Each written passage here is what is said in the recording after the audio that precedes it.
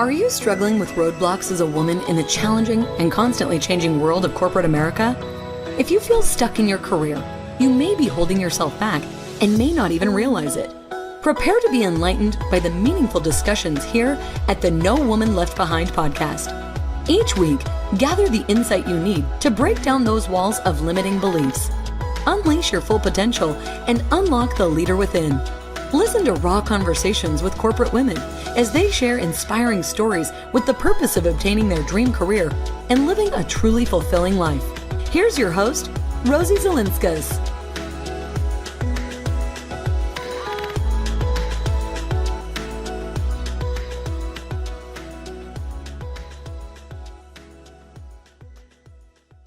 Hey everyone, welcome to No Woman Left Behind. I'm Rosie Zelinskas. Today we're talking to Rachel O'Shea, who likes to challenge the status quo, which I think is a fantastic skill, especially when working in the corporate world.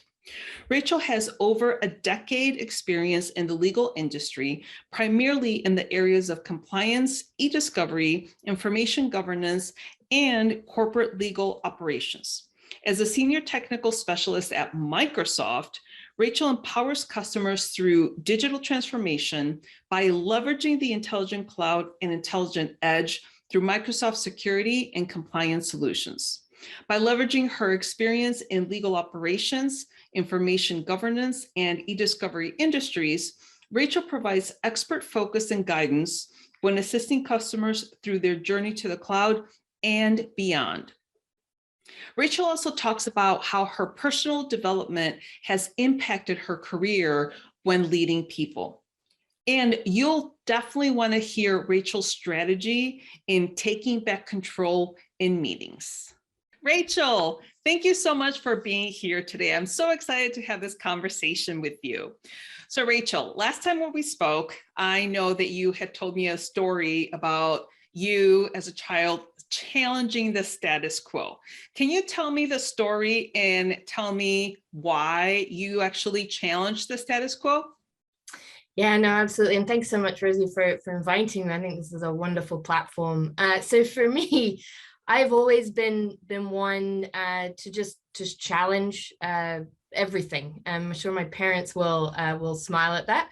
But I had an older brother, older sister, and then there was little Rachel that would sort of just go after everything, would sort of roll up my sleeves and get on with it and strive with it. And I think that has been just driven for me from the get-go. I had an older brother, older sister, and just wanting to muck in with them. And one of the things that I found, I wanted to play football like my brother, or soccer in the US, but I wanted to play house with my sister.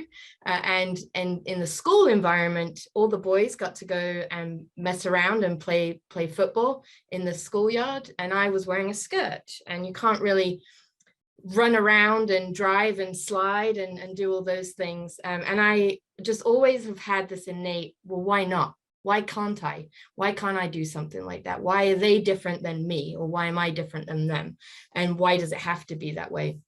And so for me, it was understanding that why do the boys get to wear shorts and trousers and girls are not? I don't understand that. Can someone please explain that to me? So challenging that idea of why them and why not me.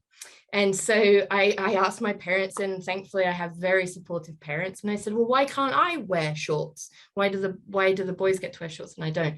And so they said, well, I don't know. Well, let's go ask him. So we walked into the headmaster's office or the principal's office and asked, why can't Rachel wear shorts, or why can't I wear trousers when I have to wear a skirt? And he said, I don't know. So it was school policy, and so they updated the school policy to allow girls to start wearing shorts and trousers in the winter. So it was just one of those things where I challenged, and they said, yeah, there's no reason why you shouldn't be able to, and we agree with your reasoning. So yes, absolutely, you're able to. So we were the first school that in that area to allow girls to wear shorts and it be elective to wear shorts or trousers. So I thought it was pretty amazing. Yeah. So, and the reason why I'm asking is because when we talk about career development and women trying to move up the ladder, I think so many of us women don't challenge the status quo, which is why I thought your story is so telling about it's okay to challenge the status quo, right? Because if we don't, then things are never going to change. And we know that, I told you last time, as I, say this pretty much on every podcast, but my mission is to eradicate the gender gap in the world. And I'm doing so by empowering women in career development. So challenging the status quo is one of the things that we definitely have to do. And so I also know that you had mentioned to me that you do a lot of reading and a lot of listening, which means to me that self-development or personal development is really important.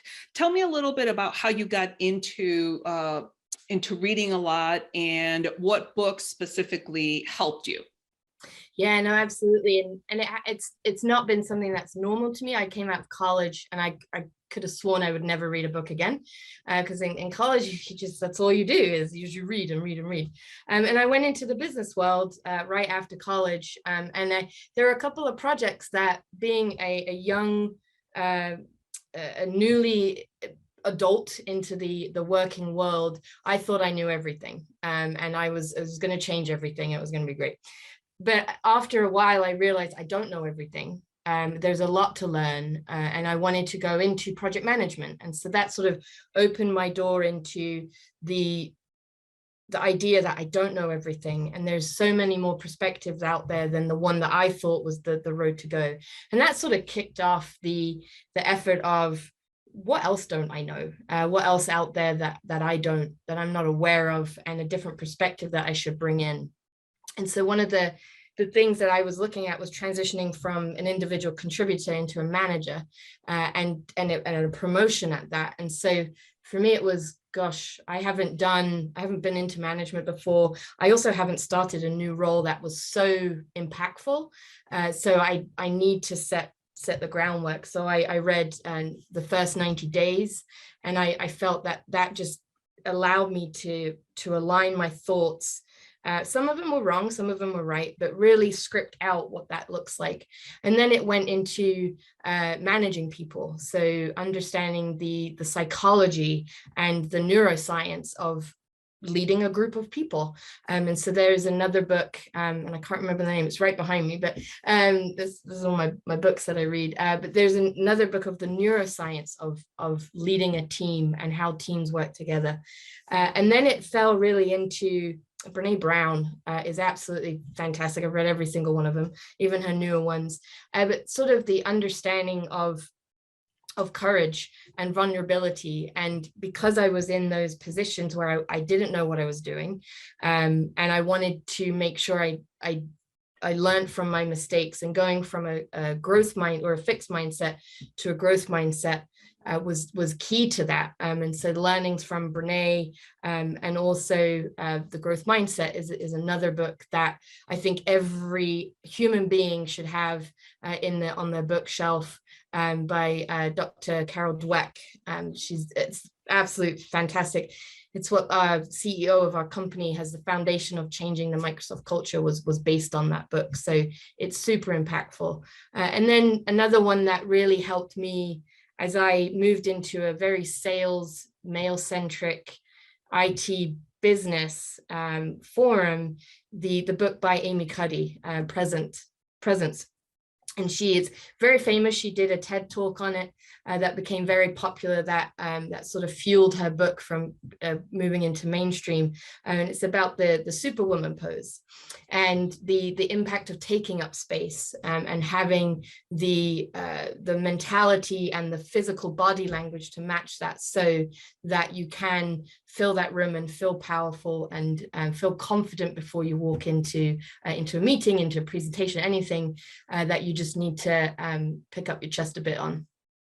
Awesome. So I love all those books. I love The Mindset by Carol Dweck. I love Brene Brown's, all of her books. And I love the Amy Cuddy book. Now, I know that you have some kind of a strategy when you're attending meetings in person. Like clearly on Zoom and on, over, the computer, it's not as prominent, but I know that you had mentioned your strategy on getting to a meeting early, and tell me a little bit about that. Yeah, and part of my role now, and obviously virtually it's a little bit different, but prior to that, I would do a lot of presentations. A lot of my role was to present in front of customers. And one of the things I learned very quickly, being a woman in a meeting, and typically you're presenting to mostly men, given it's the IT industry. You get into the room, you set up, and then you become very small. You sit in front of your computer, and I would do this. I would sit in front of my computer and I wait for everybody to get in. And they almost ask, well, who's she? What is she doing here? Or they would ask, when's lunch coming? Or, who's done the coffee run or something very stereotypical. And I have found myself falling into that mode of becoming very small. And actually, after reading the Amy Cuddy book, I realized that it was my body language that was creating that sense of being small. And so I was either being not approached in the sense of you're the actual presenter and you're an important person to this meeting, or that I was the help and I was there to just sit and take notes. And so after the fact of being strong, keeping my head up, having that physical presence in that room, a couple of things that I changed was I would come in early, I would set up, but then I would stand up. And I would move out of the meeting room. I would go get my cup of coffee or water, and I would stand outside and I would greet people as they come in, and I would say, hello, I'm Rachel, I'm presenting today, or hello, Rachel, I'm your technical specialist here to meet with you. Really pleased to meet you. We'll get started in a couple of minutes. So I took control of who I was and what I meant to this meeting, and then also the agenda as well. And so that they understood that I was in control. That is amazing. I think that's such a key way, and it's such an easy way too, to take back that control, because like you said, a lot of us women will get into a conference room and we'll either take a seat, in the wall or all the way to one side, and then we'll kind of put our cup and our book and everything kind of close to us, where I think the whole thing about Amy Cuddy is take up space, like you said, kind of spread out. And, I think you also take a lot of notes, so kind of when you're an attendee, you take a lot of notes and you pay attention.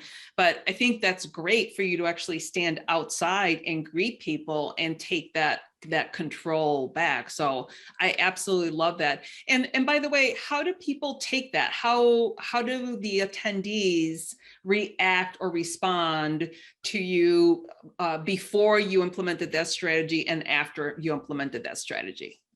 Yeah, it was actually pretty stark. I then had to spend 10 minutes, 15 minutes, or I could tell throughout the presentation, I had to almost give my resume of why I was there. Because I had to justify my being in that room with a lot of powerful people. And by switching that course of action to taking charge at the beginning, they knew, oh, yep, she's here to do a job. We're the reason why. She's the reason why we're here today, to listen to her. And so there was never that situation of having to explain why I was there and what my role was. And I also will say the people on my team as well. So whether it's the sales rep that would be with me or other teammates that were with me that were also presenting, they also felt, and again, most of them were male, they also, being advocates, didn't also have to bolster me up. Oh, Rachel, she's great. She's amazing. She's our SME. They didn't have to do that. And I didn't feel like they had to do that either, to help again with that, putting my resume in front of a really important person to understand why I'm the one talking and not the guy sitting next to me. Oh my gosh, I absolutely love that. I think that's a fantastic, again, super easy way to take control. And it doesn't have to just be in a meeting, right? It can be pretty much in any kind of venue. So we're definitely going to have the information on the books that Rachel mentioned in the blog post, but this is like truly important. Now, I also know that you listen to some podcasts, and the podcasting, is that kind of along the same lines of the books, as far as, just making sure that you were a better manager to be able to educate yourself and to lead a team? Is that what you use the podcast for? Yeah, and the podcast, it's a lot of knowledge, so industry knowledge as well, and understanding how other leaders within my space also communicate out information as well. So we have a very strong leader in our cybersecurity division, Amy Johnson, who really puts out an amazing podcast. But the topic that she talks about is cybersecurity, which is very male centric, and talking about those, how she interacts with other with experts, whether they be male or female, but pulling in that diversity is super important to understand the different perspectives of it and how she communicates out to the public in that way. So I found that really helpful. I also listened to Brené's 2 podcasts and reiterate the content that she pushes out, and which is absolutely phenomenal. I couldn't agree more. Brene is so classy. She's elegant. She's authentic. She's very unique. So yeah, I absolutely love her as well. Now, as far as I know we had kind of mentioned a little bit about men articulating certain cues. Can you kind of talk a little bit about that, and what kinds of cues do men deliver or display different from what women display?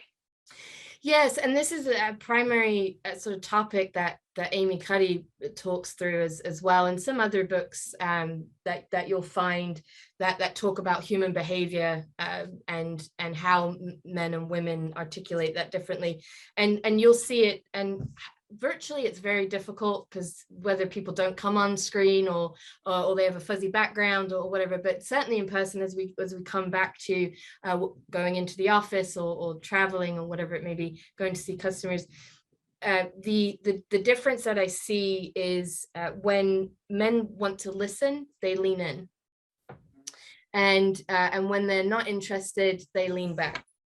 And for me, it was mirroring that body language so that they understood that I was speaking their language, their body language as well.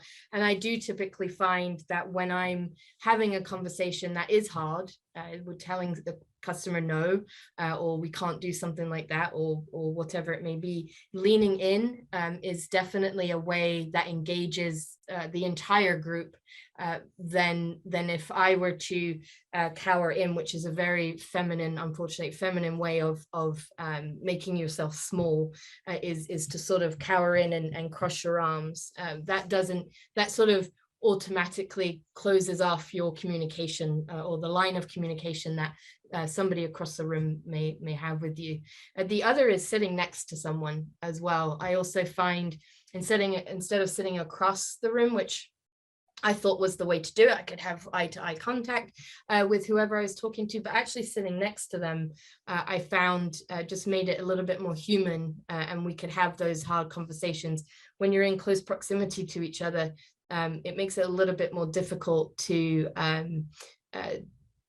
you're in the same proximity of each other. So to have that difficult or standoff human sort of interaction is very difficult to have. So you're almost forcing it to be that close to one another.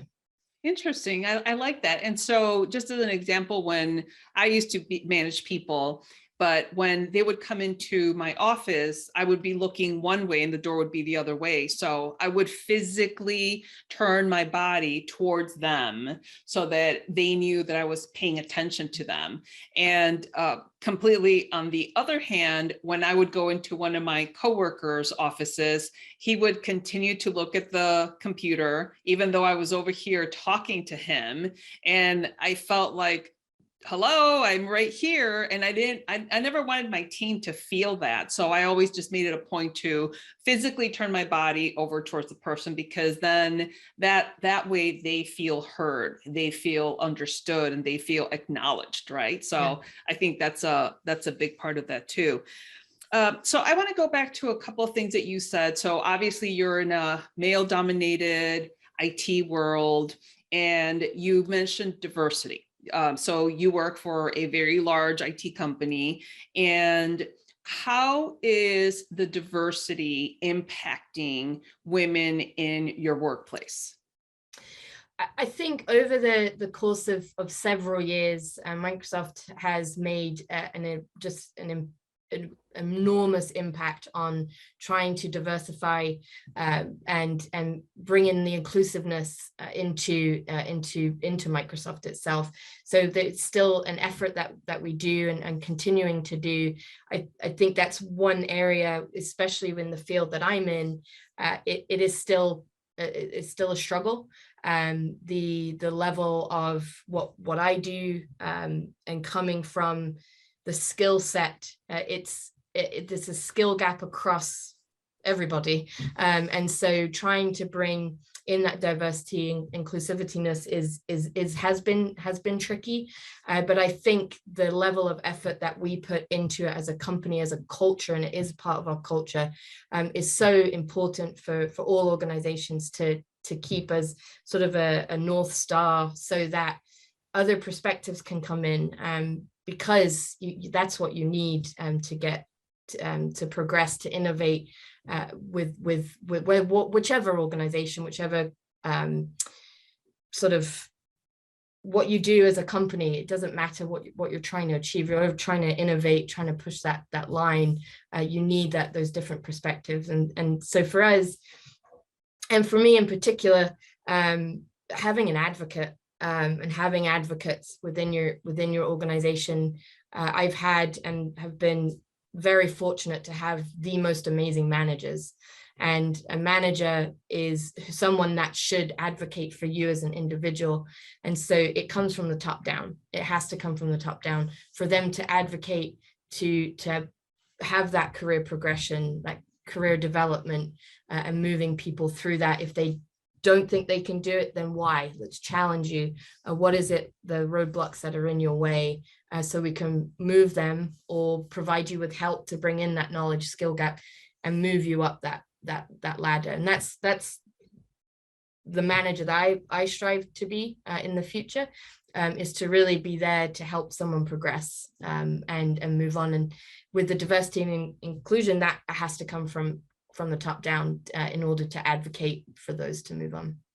Yeah, absolutely. I couldn't agree more. Now, obviously you have a team. What happens, or how do you handle a situation when you have somebody on your team that maybe isn't doing well, isn't doing as well as they could be, or are just simply struggling in their position, and you're not able to move them up the ladder the way you would want them to do? So how do you handle that?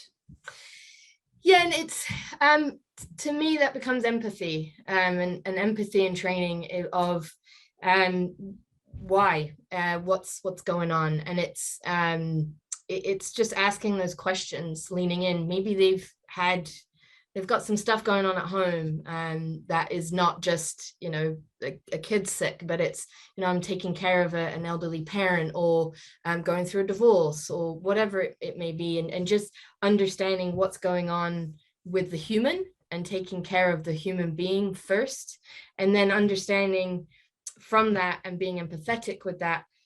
Maybe it's a little bit longer of a journey than we need to take, maybe, and something that within my organization, it's very true. Maybe this track isn't for them. Maybe this path isn't for them, and that's okay. And it's okay. It's okay to not continue that path and to change and try new things. So I think it's just advocating: are you okay? Is everything okay? And then, is this right for you? Is this what you truly want to do? What are your passions?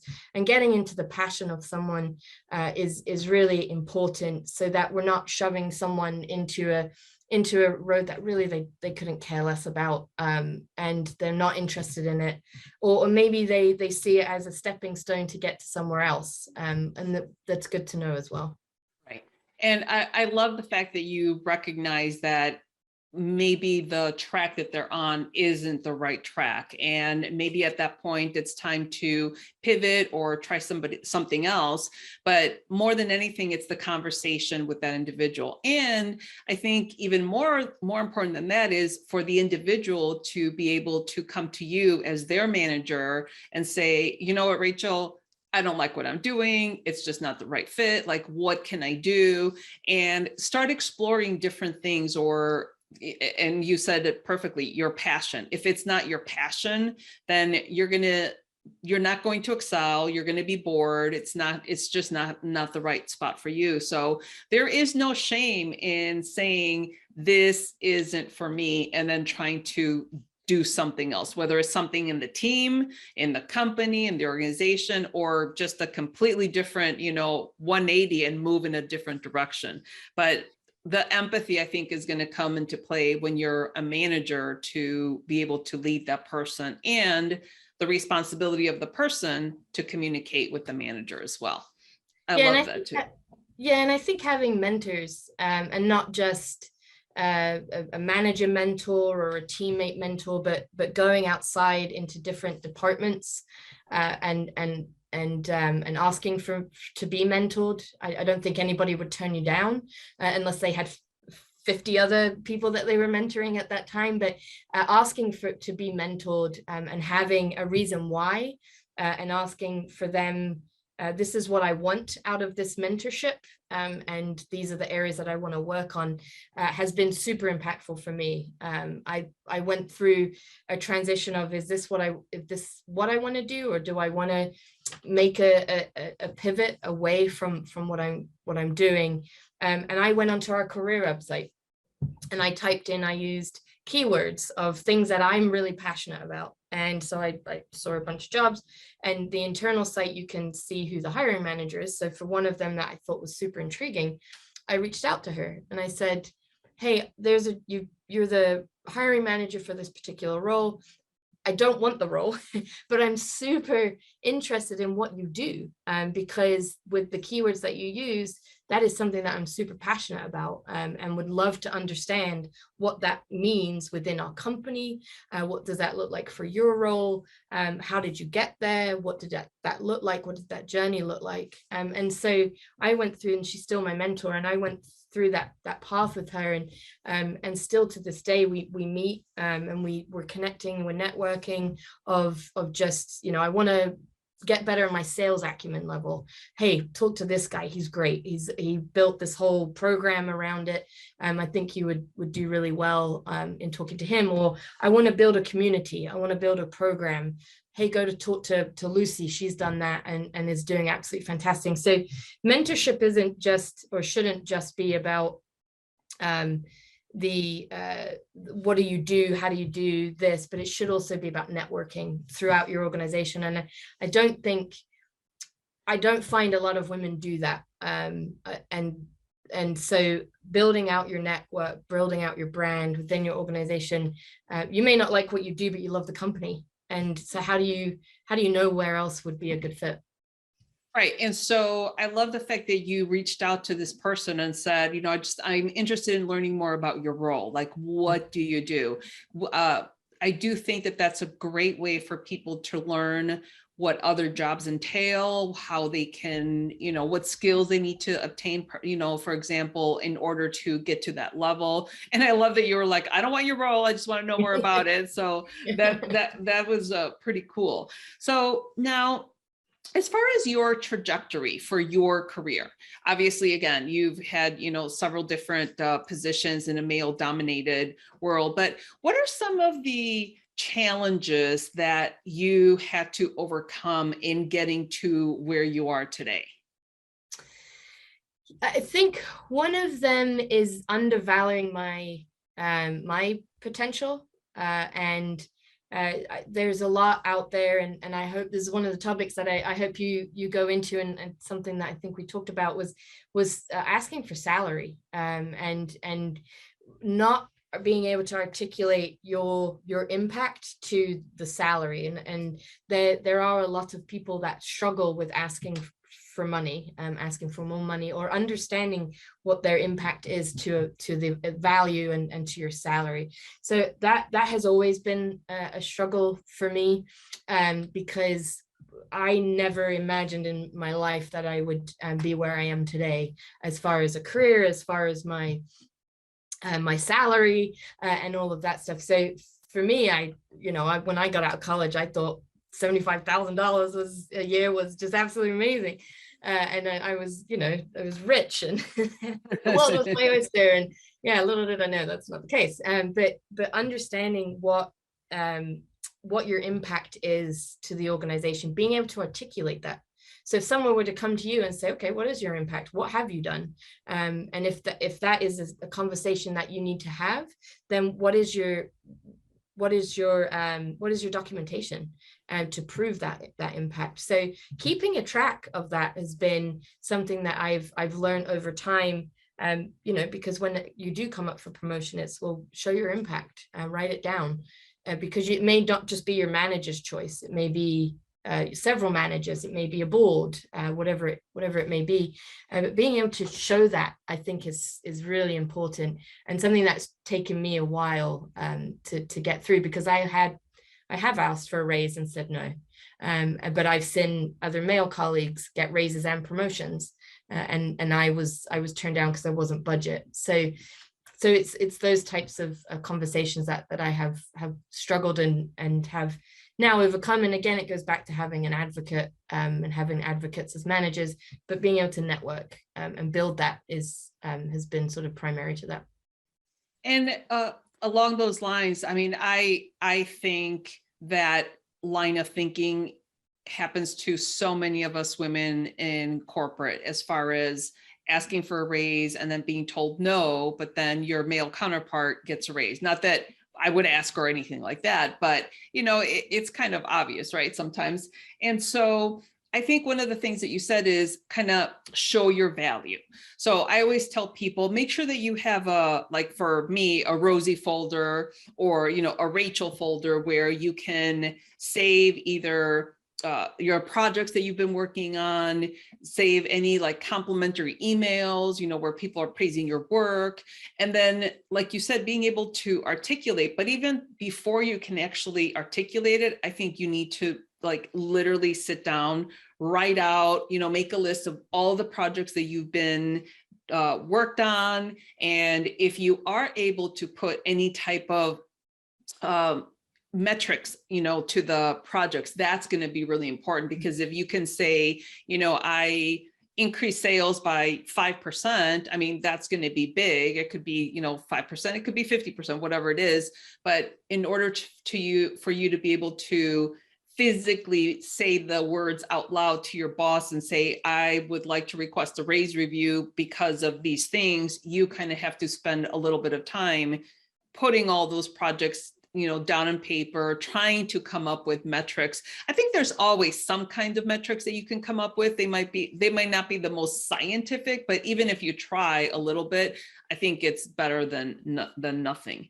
And so so let me turn the roles around on you. As far as you are a manager, what happens when someone comes to you and says, I want a salary raise? Like, what are the things that they're doing right? What are the things that they're not doing right? Yeah, and I'm an individual contributor today, but I have been a manager in the past, and the things that fell into that was, unfortunately, it wasn't my decision. And so it was the managing partner's decision of who got raises, and I wasn't even involved in that discussion, which that speaks to that process right there. So for me, I had to advocate for my team up to him, but outside of that, unfortunately, I had zero influence in what ended up them being divvied out. I just told them this is what was determined, right, at that level, unfortunately. Yeah, and that happens a lot, with corporate, right? It's just, it's just the nature of the beast. So what other challenges did you encounter throughout your career?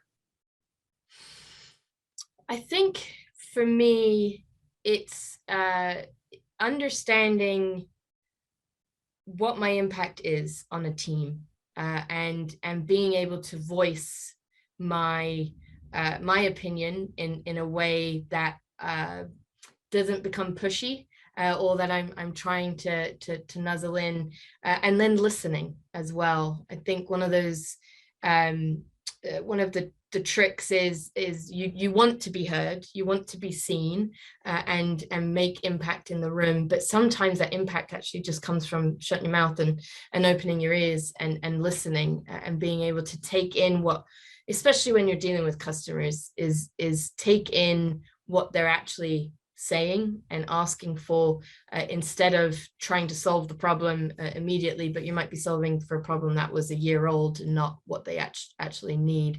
And so those are the things that just through the course of my career, I've had to do that, coming as a college kid that thought you know everything, and then actually learning that just listening, and not trying to answer the question in my head, and then trying to solve problems is it's been a challenge. I work on it every day. I still deal with imposter syndrome. I was just going to ask you about that. Like, what about imposter syndrome? Yeah, I mean, I get on meetings most days. Most of my meetings, I am the only woman on the call. And so it's just something you just go, oh gosh, all right. So you just and virtually it's a little bit easier actually, because you just take yourself on mute, and you say something, but it's also easy to hide as well, and not want to speak up, and then just say thank you very much and then leave the meeting. So for me as well, it's just being present when I need to be, and I still do my Amy Cuddy pose when I'm about to go into a big presentation and doing the big meetings. And I work with some really, really smart people. So it's not just customer facing either, but I work with some of the most intelligent people on the planet, and going into an internal meeting as well, and knowing that I'm here for a reason. I was selected to be here. And so my thoughts, my opinions do matter. And whether I vocalize them on the call, or I articulate it after the meeting in an email or a chat to whomever, that's sort of the how I deal with that, because there are some meetings where you don't get a word in edgeways, and that's just how it goes sometimes. But to make sure that you are able to articulate your opinion in a format that's more comfortable, send an email. Revisit that recording of that meeting. I just did it today because I was out of the office last week, so I went through the recording and I made notes, and I provided my opinions to that in a chat, and that's the way that I was able to articulate that. So whilst I wasn't able to join the meeting, but if I was, there was a lot of voices on that were certainly a little bit more louder. So for me, that may have just been a comfort thing I did anyway. Got it. Interesting. Interestingly enough, so we are using Teams at work now. And I have to say it was a little bit of a learning curve, but I love the fact that we can do so much stuff. Like, for example, the recording is automatically like part of the meeting, the notes. I can actually do notes and everybody gets the notes. And so even using the chat is like so key, because even post meeting, you can still use a chat for that meeting and kind of either ask questions or answer questions. So I'm getting there. I'm becoming a fan slowly but surely. And so I like the fact that you said that even on virtual, sometimes it's easy to hide. And I think one of the ways that people hide is by not even turning on their cameras. And so if you want to be visible, if you want to make an impact, I think it's really important for you to put yourself out there and to turn your camera on. And if you're, shy or whatever, still turn it on, do your hair, do your makeup, or however you want to show up. But it's really important not to hide. I think that's really crucial when it comes to women that are trying to advance in their careers, to be visible. And like you said, to get that network, people that are supporting you and you're supporting them, that you can kind of ask questions of and bounce ideas off of each other and just support each other. I think it was in Sheryl Sandberg's Lean In book where she was saying that in the White House, women are not heard. And so they came up with this plan of if one of them had an idea and vocalized it, it was not heard. But if her counterpart, her female counterpart, kind of said, oh, that's a great idea, and she kind of repeated that, then she was heard. And it's like, oh my God, how is that possible? You know? So being visible and not hiding, I think, is going to be really important to make a difference and a splash in the world, in work, in your world, whatever. And so I guess my last couple of questions here, Rachel, is like, what's next for you as far as continuing to develop? Because you already have done a lot of self-development. And one of the things, let me take that back. One of the other things I wanted to mention is you said that you kind of have to remind yourself that you belong there. So that mentality is knowing that you deserve to be there, knowing that you deserve the job and that it wasn't given to you, you earned it. I think that's really critically important for you as well as other women to just acknowledge that, because sometimes we don't give ourselves enough credit and we say, oh, I was lucky, you know, I was lucky to be in the position that I am, but that's not the case at all. So now the last couple of things that I wanted to ask you is, what is next for your self-development? So that's one. Yeah, keep reading and reread. I'm reading Atomic Habits right now. Okay. And that's been pretty eye-opening as far as I'm a goal setter. I have with my best friend every month we set goals for that month. Really? And for me, I go through these struggle buses on, well, what am I going to try to achieve now? Well, maybe I'm down on myself because I didn't quite get all the way with my past one. We're in the beginning of the year, so you know, all of the healthcare or the fitness regimes are sort of now starting to teeter off. But through that, it's trying to change my identity. So if you've read Atomic Habits or want to read it, it's really about looking at goals, but looking at it from a different lens of trying to change your identity. Because if you say I'm an athlete, then you'll live the life of an athlete. So you will want to work out, you will want to do this. And go on a run for 5 miles, which I don't think I'll ever do, but by changing your identity, or I am a manager, I am a parent, I am a good parent, or I am an engineer. It's by then living that lifestyle, you will be what you think you are. So that's been super impactful. And then I think as I look at my career development and journey, I'm going through a lot of management training at the moment. So really building on the empathy and action. I will probably reread Carol Dweck's Growth Mindset for the 4th time, just to bring into the concept of, you know, potentially at some point I will have a team that has people that have different backgrounds. I'm not a parent. I don't have kids, but I may have someone on my team that does. And so, what does it look like for them when they're struggling and aren't seeing their potential? And so, how do we help them change that fixed mindset into growth mindset? So going through a lot of that, but just continuing to learn and then continuing my network as well, and just building that out, because it both, like with yourself, that's the reason I was so intrigued of being invited into this, is growing that network out for like minds is really important for me. Absolutely. I could not agree more with you. So yeah. Absolutely. Okay. So before I let you go, I'm going to ask you one final thing. Can you share 2 actionable tips that women can apply to their careers? Build your network, build your brand. Number one thing, get out of your comfort zone as far as the network goes.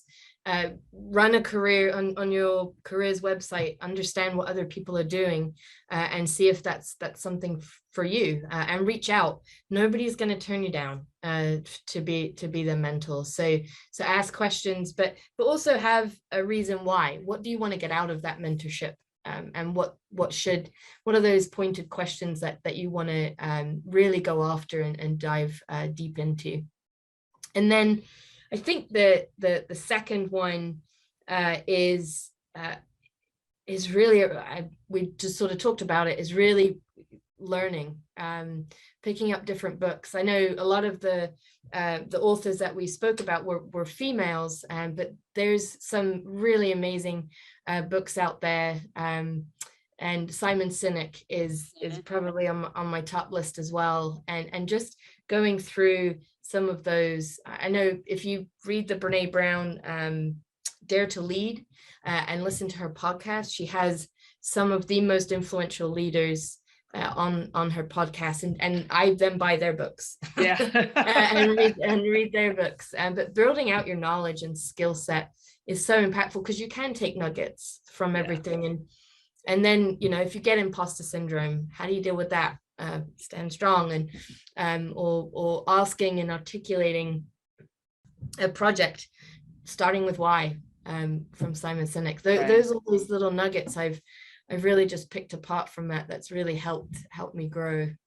That's awesome. And like you said, with the atomic habits too, right? Like once you say something into the universe, it happens. And so for me, I need to make sure that I work out first thing in the morning.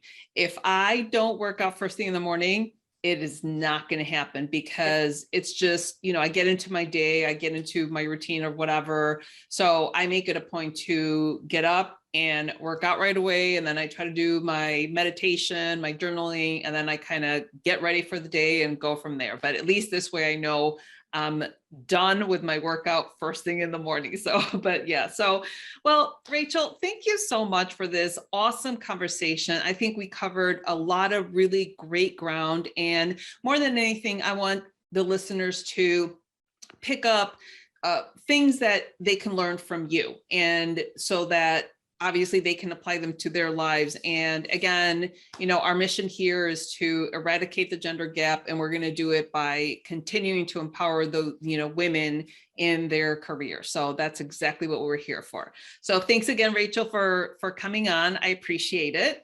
Wow, what a fantastic conversation we had with Rachel. So just to recap, her 2 tips is, tip number 1 is to build your network and build your brand. And tip number 2 is keep learning. We talked about some great books, which will all be listed in the blog. And if you're not a book reader, you can also listen to podcasts.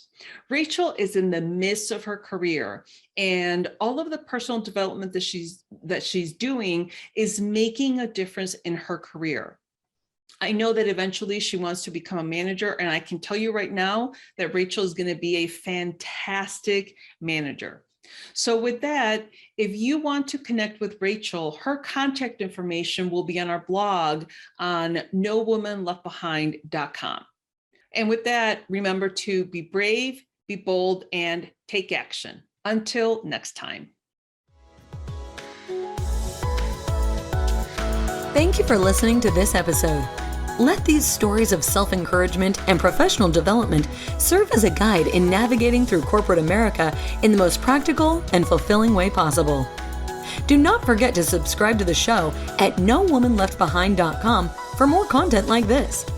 Leave a rating and share it with your friends, because we want to make sure that no woman is left behind. Until I see you next time, remember to be brave, be bold, and take action.